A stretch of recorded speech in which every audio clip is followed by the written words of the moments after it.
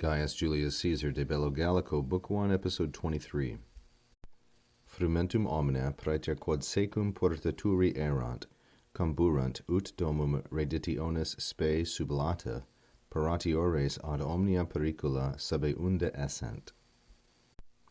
Caesar continues his description of the preparations that the Helvetii made to go beyond their borders. And he says, Frumentum omnia, all of the grain, they burn, comburant. Frumentum is our object. It's neuter, singular, and accusative. This is a second declension noun. It's modified by omnia, which is a third declension adjective of the same gender number and case. So all of the grain, and then praeter through erant, here is modification. It's a relative clause, quod, all of the grain except for that which, the antecedent of quod is frumentum, and therefore it's neuter and singular. It also happens to be accusative as the object of praeter, the preposition. All of the grain except for that which, with themselves, secum, they were going to carry, portaturi erant. Secum is a combination of cum and se. Se is masculine plural and ablative. It's ablative as the object of the preposition. It's masculine and plural because it refers to the Helvetii, and we use the reflexive because the person of se is the same as the subject of the verb here, portaturi erant. Portaturi erant is a periphrastic.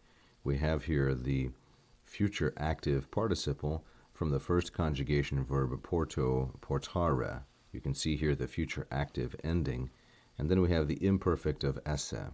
This is sometimes called the future active periphrastic. So all of the grain, except for that which they were going to carry, the future idea, they were going to carry with themselves, they burn, comburant. So then again, the main verb of this sentence is comburant. It's almost exactly in the mathematical center of this portion. The object of comburant is frumentum. Why do they do this? Well, we're given the reason next in the ut clause. They do this in order that, and this is a propositum or an enunciatum finale, that is, it's a purpose clause. They do this in order that paratiores essent, in order that they might be more prepared, essent and paratiores. So paratiores then is the nominative. It's the masculine plural nominative. It is a comparative adjective, the positive of which is paratus, the comparative paratior, what we have here, and the superlative paratissimus, so that they might be more ready, paratiores essent. For what? Ad omnia pericula subeunda. But we have, of course, here some more description, in order that when the hope, the spe, of a return homeward, the hope of a reditionis domum, was destroyed or taken away, sublata. This construction, spe sublata, this is an ablative absolute.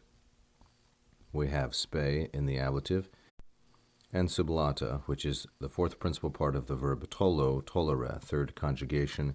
The fourth principal part of tolo, tolere is sublatus.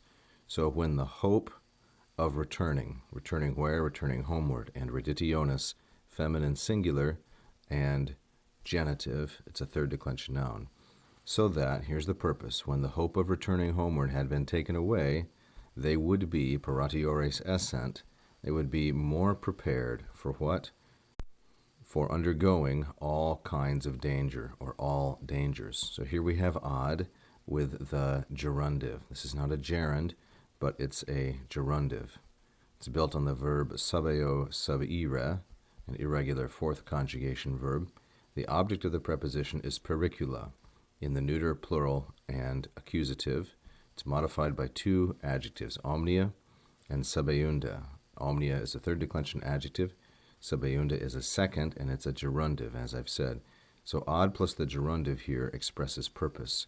For all dangers to be undergone, we might say somewhat awkwardly, because the gerundive is passive.